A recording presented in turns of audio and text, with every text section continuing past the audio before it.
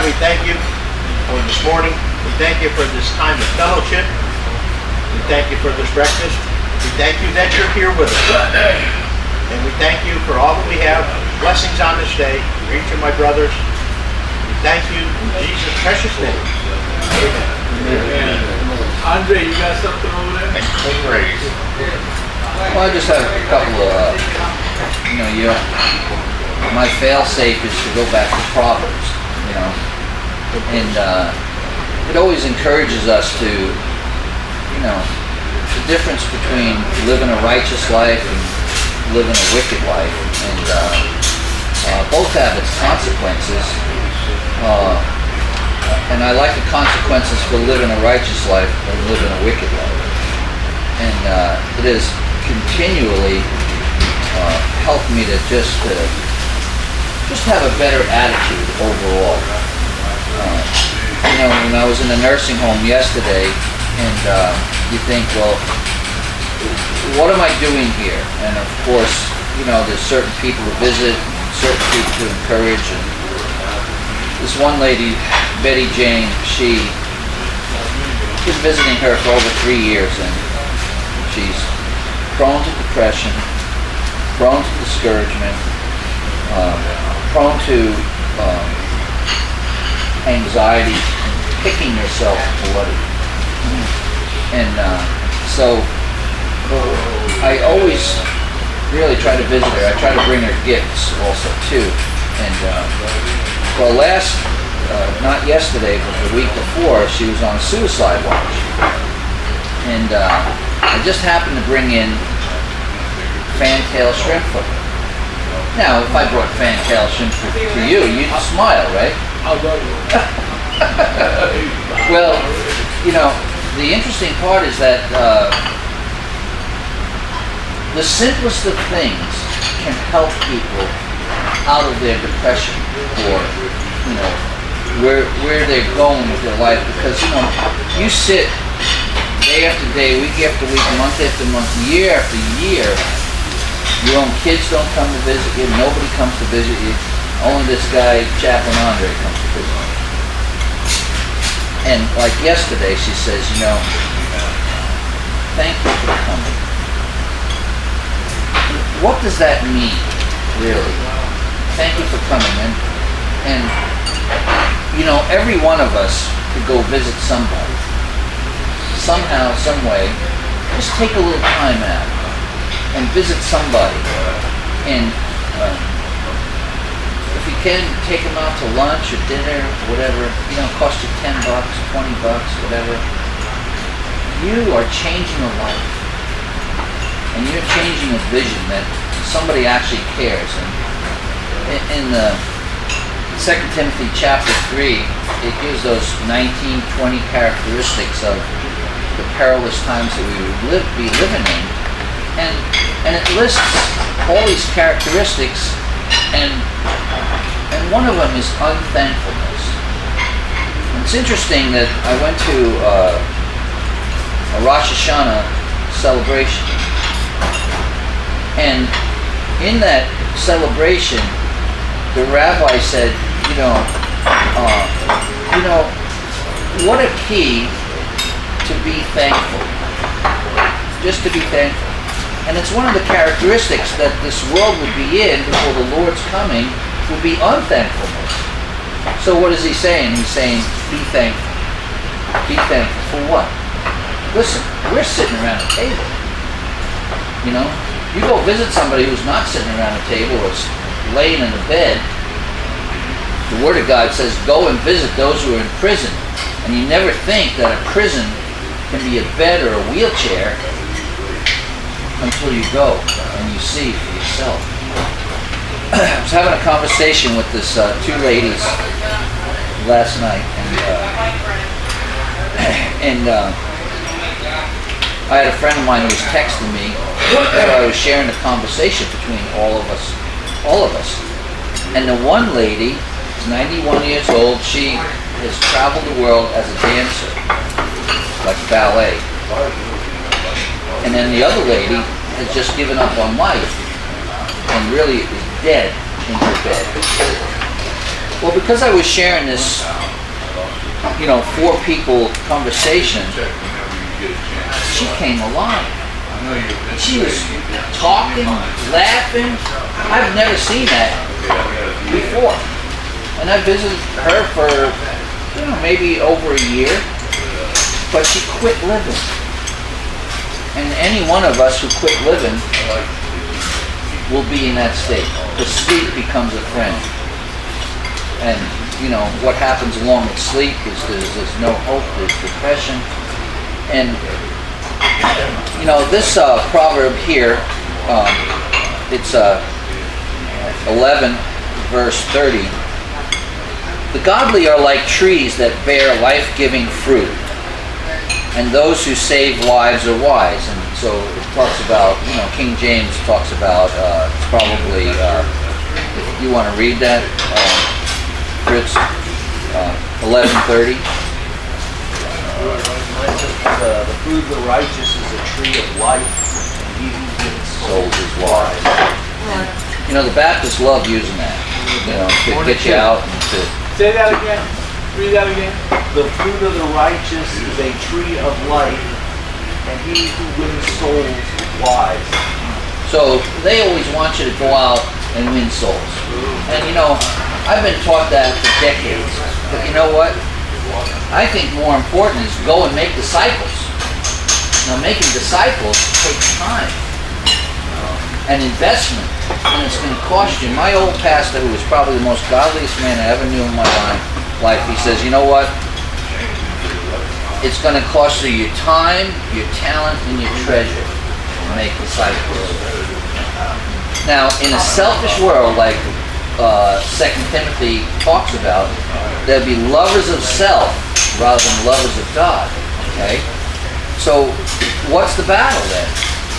Is to just, labor in that sense to love people wherever they're at, no matter what is going on. Because why would the command really to walk 2 miles with somebody to carry their bag back in the Roman days? Under penalty of death, you were commanded by the Roman government to carry a soldier's bag for a mile. And yet what came through the word? Carry it too. Why? Because you're headed to heaven. And that man, you might just have an opportunity to share the gospel that he might go to heaven also. So we have to buy up these opportunities to win souls, but really make disciples. Because what is a disciple going to do? A disciple is going to go and disciple somebody else. It really is. People have accused me, a number of different people. Don't you ever talk about anything else? And I said, well, what else is there? Exactly. I mean, I could talk about football and I know how to throw it, but don't ask me any statistics. I mean, I could talk about baseball and I know how to throw a baseball, I know how to catch a ball, and I know how to pitch, and I know how to throw a fastball. But that don't win me to heaven. I like soccer and it's amazing, but and I prefer ping pong. I'm sorry, ping pong is great. But using all those things to reach people wherever they're at is the key. And this is what I found as a chaplain, going in from room to room. Every room is so different. You can't, nothing's the same. People are different. And that's what,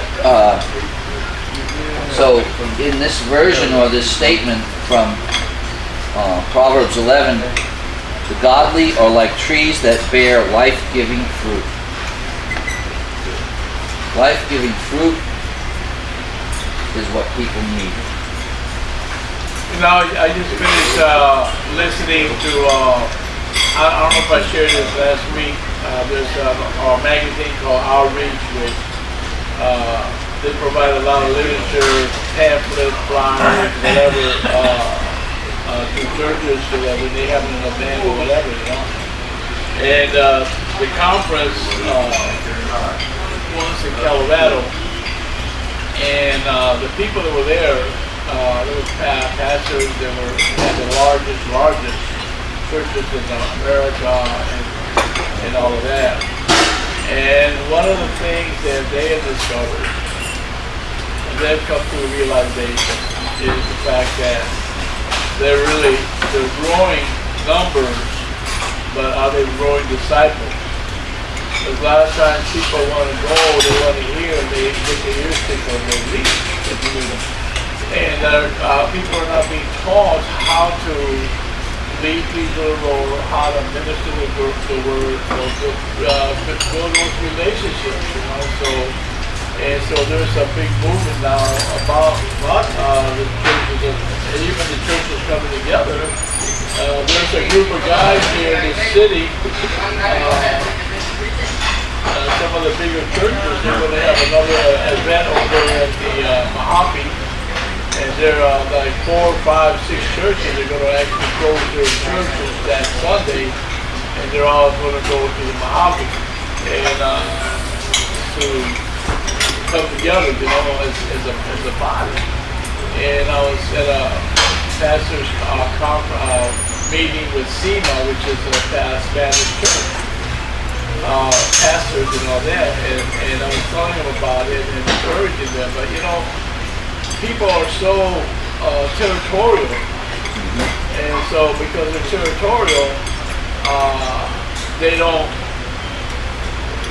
want to, they don't connect with other folks, and because if you're not either Southern Baptist, if you're not this, you're not that, they're not going to play with you. Church of God, I'm going to tell you right now, I got to be always at me with those people because they're all about that. Being mine, you know, and they don't really come across these denominational lines. Heaven forbid if you ever try to go into one of their meetings, when they have their pastoral meetings and all that, it's all closed sessions. They don't invite people in. And you know, stuff like that, and they're not alone. You know, some of the other people are saying, wait, so how in the world are you going to follow that principle of what you're talking about right there about fellowship and bringing together? And you know, that was the one thing that we liked about the Promise Keepers, because it was a non-denominational ministry with a cross-denominational line, and one of the things they teach you, talk about the denomination, talk about God, you know, and bring the people together. And I think we need more of that. You know, we need more of that. And so you had a common thing, like many of those people that have been to those conferences and all that. Oh, you're a PK, you have a commonality, something that's common to talk about, you know. It's just like if you like cars. So you got something in common with other people that like cars. So they, you know, so you go, and some people don't have that common interest. Well, the common interest should be the Lord. You know, the common interest, and you know, how much can you talk about that? Well, you know, we went out and did this, we went out and did that, you know, I mean, we talk about the things that we've done in the past, you know. And that brought a lot of people together, you know, working together. So again, it's common. It all brings you together, you know.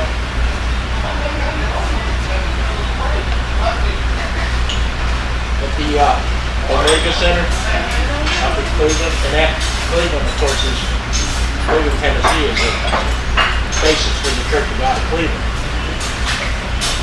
That's where it's different. You see up there, the Omega Center is part of Voice and Evangelism, but it's not. No, no, it's very product originally of the Church of God. There's one here.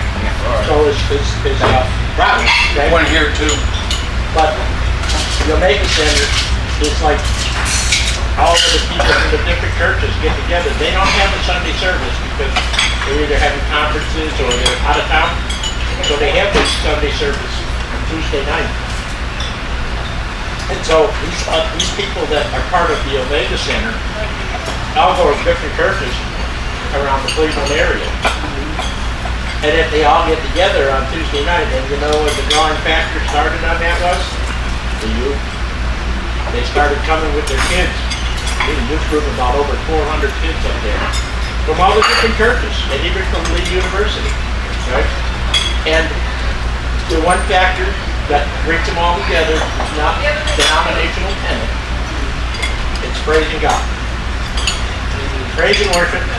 They'll have a guest speaker. Sometimes it's Terry or Robbie, but other times they'll have guest speakers from even out of town. And imagine on a Tuesday night, 750, 800 people on a Tuesday night. They fill the small auditorium, and half of them are under the age of 20. There's a factor right there that brings them in. The parents come with them. That's strong. It is. It is. And it's happening in other parts of the country. That's what Terry said. We need another big revival. It has to be, like a group of it can't be this denomination or that denomination. It's got to cross all those borders. This right here is a detriment to that there are more people today that are lonely and they don't have those Better late than never. to this. You know? Welcome, And Romeo. today, people don't know how to talk. All they want to do is text you, text this, text that. You know, I don't answer those texts. I said, I like to hear a voice, man. I like to hear probably something over the phone. Hard to convey a public, a feeling through one or two words or a couple sentences. Still, it's a wonderful life. You know what? God gave us every day as a gift. Now, if you don't treat every day as a gift, where are you going to go? You're going to get grumpy, bumpy, and ain't nobody going to like you. So, enjoy the gift. I'm thankful for you today. That's it.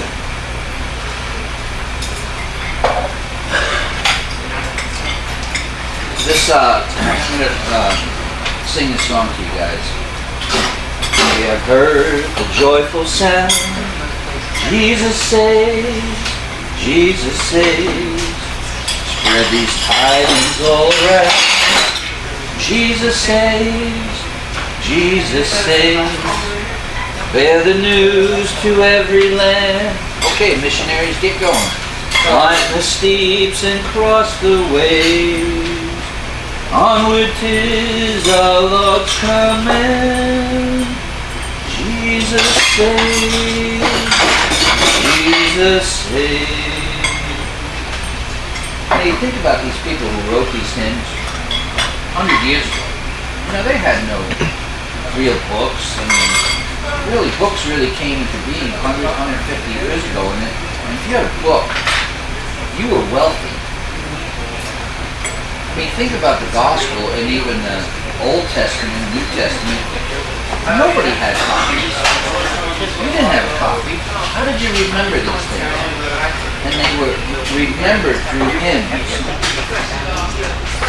I got to see a hymn that was written on the old black gospel hymns. Now you need an interpreter to read the words because, if you haven't been in black culture, the words are different. You're like, are they talking English? Well, even more so 100, 150 years ago. And I thought, and what are they singing about? They're singing about God delivering them as they are involved in slavery. And what if you were a slave, could you start singing? When Joseph was in prison, would you? Well, how about Paul and Silas down in the stocks, singing? What do we usually do? Oh Lord, I'm complaining, Yeah, singing a dirge. And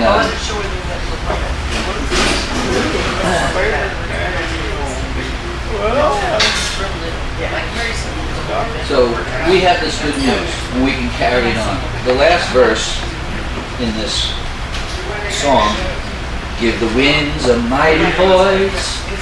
Jesus saves, Jesus saves. Let the nations now rejoice. Now, think about it. I mean, the word is going out everywhere because of the revived Tower of Babel, the internet. I mean, there is information everywhere, on every language, in every place. So the expectation, the Feast of Tabernacles is coming. And my expectation is the Lord is going to come back during that holiday. Why? God has commanded the people to live in a booth with no roof. And of course, we talk about the rapture of the church, right? I mean, this ceiling is not going to stop the rapture from happening. We'll go right through it. Jesus proved it when he came into the upper room where the doors were locked. But the Feast of Booths is a celebration that we should, again, be thankful for what we do have. Because the booth, what they were commanded by God, I think it was Leviticus 23 in that area. And it was to be made out of junk so that you wouldn't be impressed with what building you are in. Now today, of course, they got bamboo, they got lights, they got, barbecues. I mean, my father was actually a carpenter building movable roofs in a house so they wouldn't have to leave the house. The roof would just open up so they can fulfill scripture that they would live in a building with no roof. And leave it to the Jewish people to do something like that. Well, the interesting part is that always to be thankful. Thankful, thankful, thankful. I mean, we sing the song, give thanks I love that song. with a grateful heart. Give thanks to the Holy One. Give thanks because He's given Jesus Christ, His Son. Give thanks with a grateful heart. Give thanks to the Holy One. Give thanks because He's given Jesus Christ, His Son. And now let the weak say I am strong.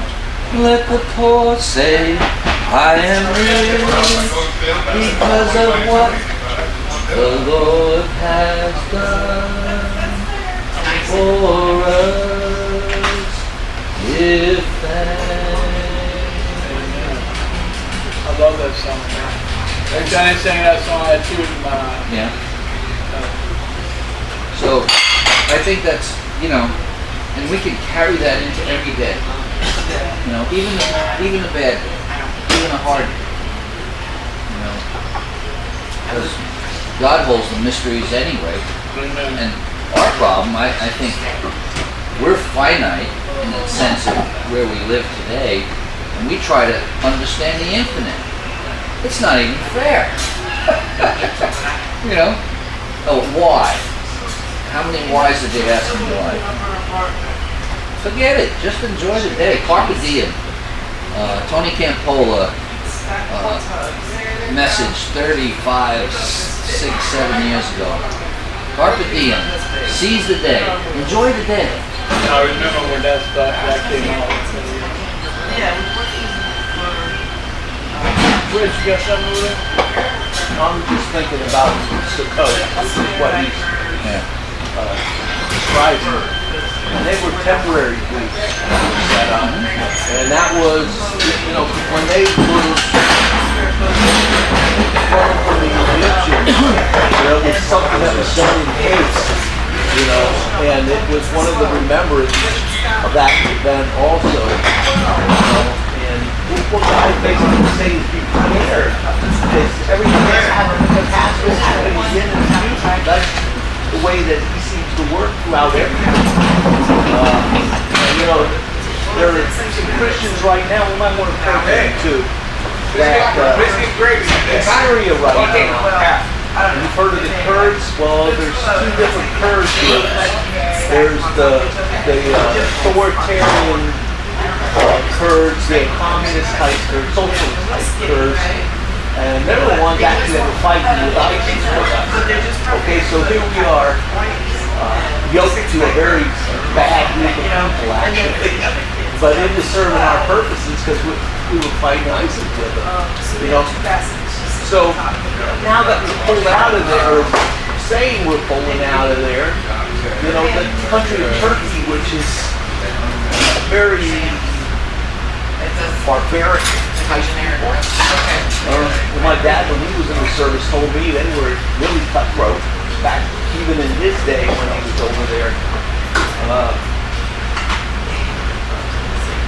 That country's begun to bomb this group of not so nice guys that we were allied with also.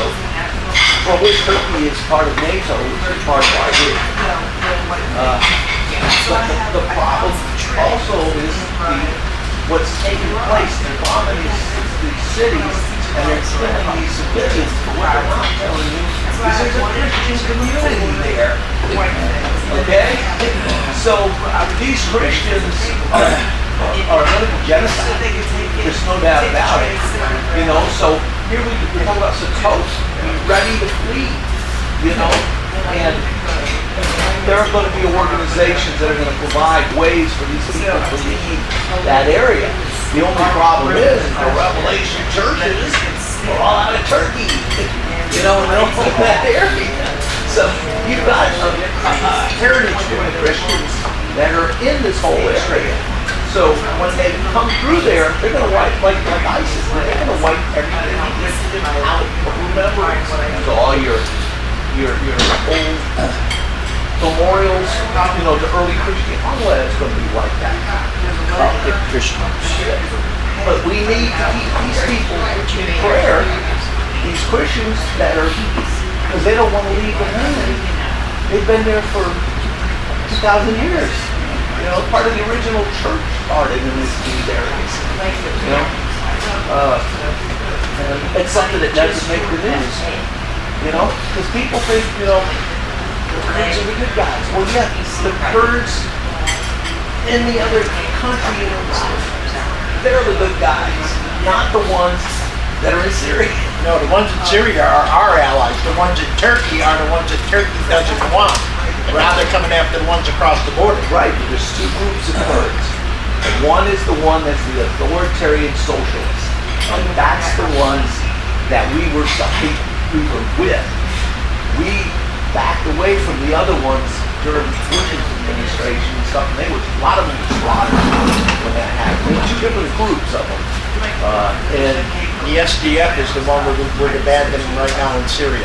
And they're the ones that are holding 12,000 ISIS prisoners. right. And we're walking away from them, and they're not going to be able to hold them all by And they said that they have to pull all of the militia from guarding the ISIS guys to the front because they're being bombarded and And attacked. that's what they're saying. Actually, some of our soldiers that were on the internet last night, one guy said, all of my years in the military, said this is my first time. I'm totally ashamed to be an American. So you got all that work to put 1,000 ISIS bad guys and a couple of very, very, very bad ones, like a handful, a dozen, dirty dozen, all penned in with one guard or something. You know they're gonna get out, and get right back to work. I think it's like 70,000 or something like that. They got 70,000 counts the wives and the kids and everything, but there's 12,000 soldiers in the prisons, in 7 prisons. But something happened last night. There's 2 different groups of Kurds, and there's one that they're giving up to slaughter, and there's another group that's the authoritarian ones, and that's the ones that they actually been helping us with. But now that threat's gone, that's what rises up. You know, the friend of mine, a friend of mine, friend of my nephew. How's it going? I'm trying to figure it out. You started off tonight. The enemy of my friend is my friend. The enemy of my friend is my enemy. No. That's the way it used to go. The enemy of my friend is my enemy. Because if the enemy of your friend was your friend, your friend wouldn't be your friend. It'd be your enemy. I think the saying you're trying to think of is the enemy of my enemy is my friend. Right. That's it. No, you said but the enemy of my friend No, I is think we're trying to it's my say enemy. supercalifragilistic. because you're not necessarily automatically a friend. I know what A you're lot of words. And I always add to it, until you conquer the enemy. But And then it all changes. And that's the Middle Eastern way. It always has been. I haven't heard where it's come from yet, but cities across the border turned into bombs yesterday. And I'm praying that whoever's sending it keeps on shooting it until the United States gets straightened out and realizes they can't just walk away. Not the United States. All of our military commanders told Trump he's an idiot. I mean, that's pretty bold when you tell the President of the United States you're an idiot because But the point here is that there's a Christian community embedded in the middle of all that that are being genocided, slaughtered, and left to their own. They will be exterminated. but So they won't leave. you'll find groups that will be raising up to sponsor people to pull them out, and relocate them in another country. This is, excuse me guys, this is a friend of mine, pastor of the Word of Life, on 54 over there. And so, Word of life. Word of Life. Yeah, so he said he's gonna give us a dissertation of, no, he's not. So tell me, where is 54th over there? Well, in Kansas City, remember the Word of Life Church of Yeah, before? that used to be That's in Spanish. Yeah. Yeah, that's where they're. We need to get him some eggs. Hey, Feed him. get some chicken, yeah. Get some lay some eggs, yeah. Some points. This is the point. He doesn't eat much. You don't need much? Pastor Sam, Yes, sir. Jeremy from the bookstore was going to be here this morning, but Yeah. somebody's car broke down, so he couldn't make it. So he's asking for prayer because today he has the price editing in there to be ready for tomorrow.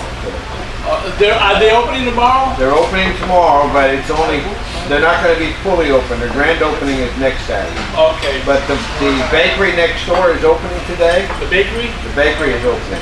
So what they're doing is they're going to be open limited hours and basically call the number and find out if they're open. All right, But good. they'll be open tomorrow. Good. Where is that? Where is yeah, but where's the address? What's the address? 4505. On Park Boulevard. The bookstore, remember the one that closed down? Is it that building? The Empowered Life bookstore. The one that closed down, well, these people work there, and they're opening up a Christian bookstore at 4505. 45. You know where the old Wendy's used to be? That knocked that lot down? Yeah. Across the street, and you're coming this way, you have to make a U-turn and come back in a little. They got a lot of books over there, buddy. They got a lot of stuff over there. The place is not as big as it was, but They got it they're packed in. They got it packed in, so it's a good place. Literature, books, Bibles, or whatever. A good piece. Amen. Not the same side of the street. No, across the street, where the FedEx is. There's a place that the FedEx where you stuff it right there. Yeah. And I think Amen. I believe that he's So anyway, enough rope to hang himself. going back to that conversation. Oh, I see, we were just talking about the situation over there. Yeah.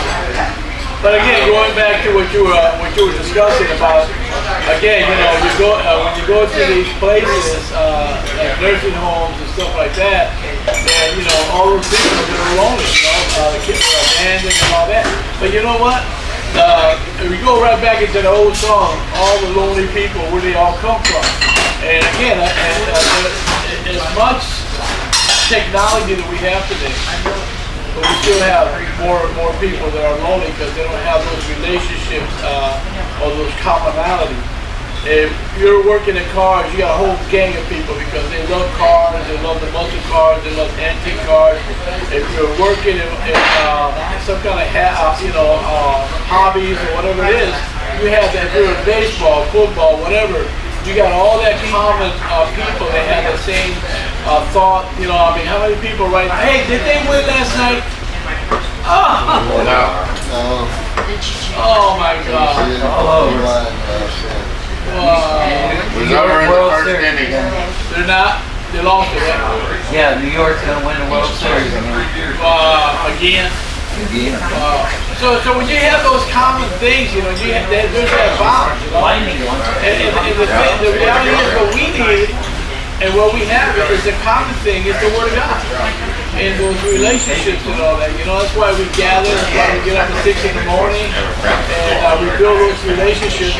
And that should be always across denominational lines, you know, it's not who church, whatever. That's what I love about this group, because everybody goes somewhere else. You know, they come here, and because we have that one thing that's in common, and that's the Word, you know. And that's what I love about this group. I read someplace where 80% of the people in nursing homes just get visits from family. And when you look at what happened to the families in this country over the last 50 years or so, we become nomadic. I mean, look, you got areas like here that draws all retirees. Yeah. So the old people are here, and the family's 2,000 miles away. Yeah. You know, and the family, I mean, when I was growing up, in my house, my grandmother lived with us, the whole family was right there in that area. Yeah. Grandma lived with us, and my uncle and them were, you know, like within a mile. You don't have that anymore. No. Everybody goes their own way, and then, well, I can't get there because I'm too busy working. I can't get on a plane to fly 2,000 miles. Right. So mom or dad sits in the nursing home and just, I remember, you know, growing up in Chicago, if in the neighborhood I lived in, if I wasn't wanted in the neighborhood and I did something wrong, well, on my way down, people knew me, knew my parents, and if I didn't get it from them, then by the time I got home, my parents knew that Sam messed up over there.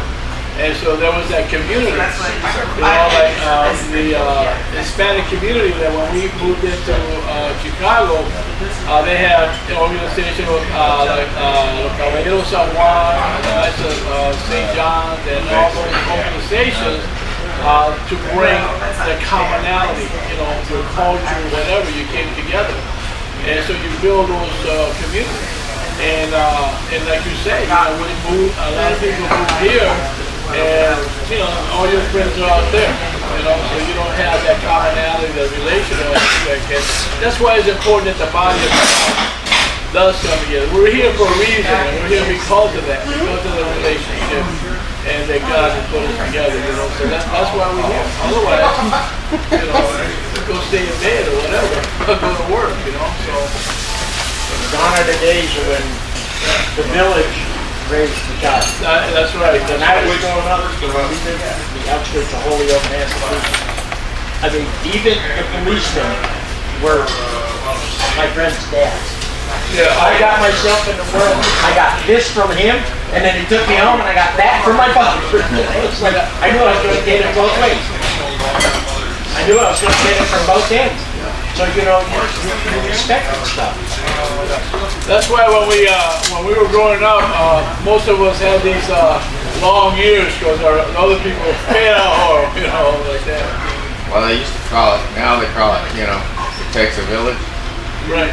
Yeah. Well, the village is failing now or whatever because all the people can't get. Don't touch my kid. Yeah, I know. In my day, if I did something wrong, I got it from the teacher. I got it from the assistant principal. I got smacked around by the neighborhood parents or whatever like that, and my dad or mom was waiting for me when the car or bus pulled up. So you got it from everybody. So you learn it one or two times, One or two times, that's and it. that's all it took. But nowadays, you touch a big kid, you know, I mean, teachers are getting assaulted in the classroom. They can't do anything, because if they touch the kid, then they fire the teacher and bring him up on charge. My brother-in-law in Tennessee, when he was young, he did something, I don't know if he stole something or whatever, and the police came and they arrested him.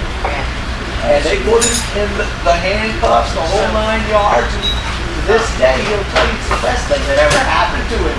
Yeah, but if you look in the news today, the same thing happened recently, and the cops are being disciplined and not dismissed for doing that. They used to, in my hometown, they used to take, if you could be in a cell by yourself, you get your hour, you know, drunk and everybody else, you're by yourself until your parents came down to get you.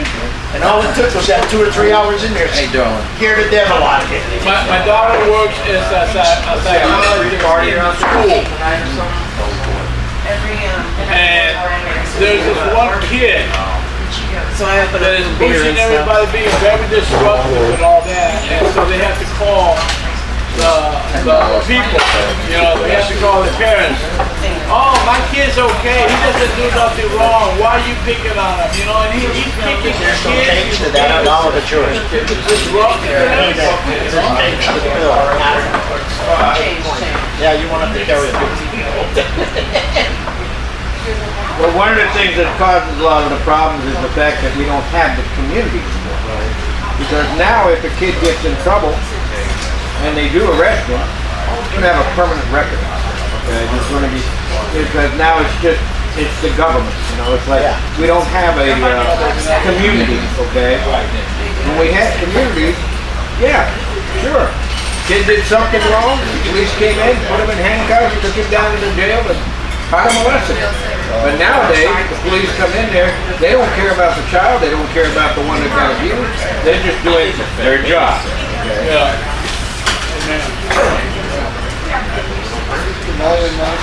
It's sad, but the truth And is, the records are on the that kid. until once they're over 16, all of the a sudden records he gets don't get arrested. expunged. They don't get closed. So they have 10th grade, and then Up you till can't then, join the they're military, you can't mollycoddling. get Oh no, licensed, my child wouldn't do that, you know. In What do society, you the do that? record can run. and they end up with the attitude, well, hey, I'm just going to for nothing anyway, so what does it matter? Franklin? He's on tour in January. He's gonna be in Plant City and then in Fort Myers. But November 7th in Plant City, he's in Gable. Can you give us some information, a flyer or something like that, so that we can pass it around? Yeah. Yeah, we can do that.